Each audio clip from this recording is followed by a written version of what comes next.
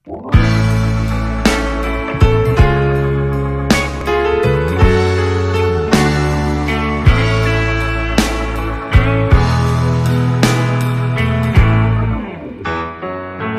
na la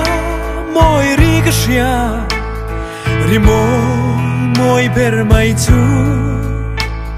mi pui pung kho ro pui tak chua lal ba phak la an rem an mel lim le nui hia vi phak la chu an rema hey lai khaya berem sungin zai vor pui ka nuame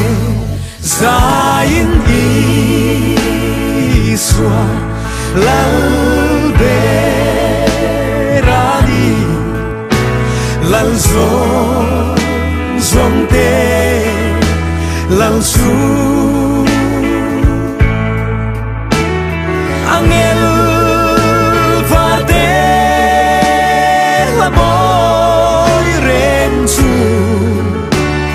mangai la mo yani tlang sang tele tui thu te pon rimo suan zoma thang van siar ni le tha ten phak hare man min so tui fo sa tak te chua lalpa sak sia an pua van dum pole tui fin ria ten lalpa sak sia min shil zain iswa lal berani lal zong te lal chu angel va te la moi rem chu mangai la moi yani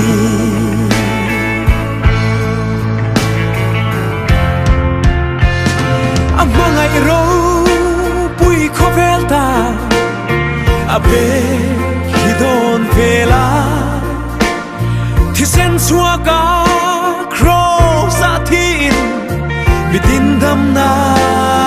athen o kalva rika don sang kami tuya the tree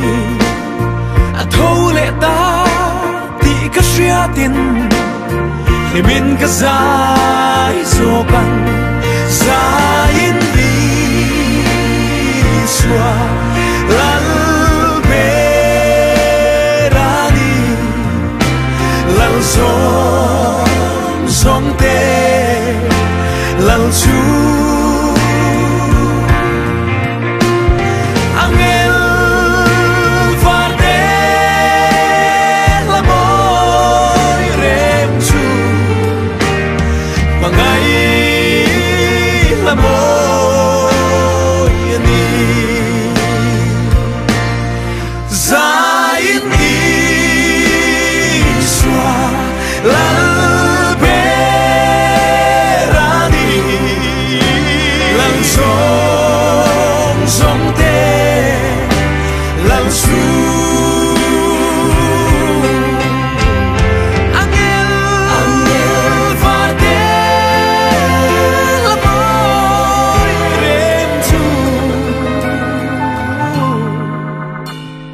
mangai la mo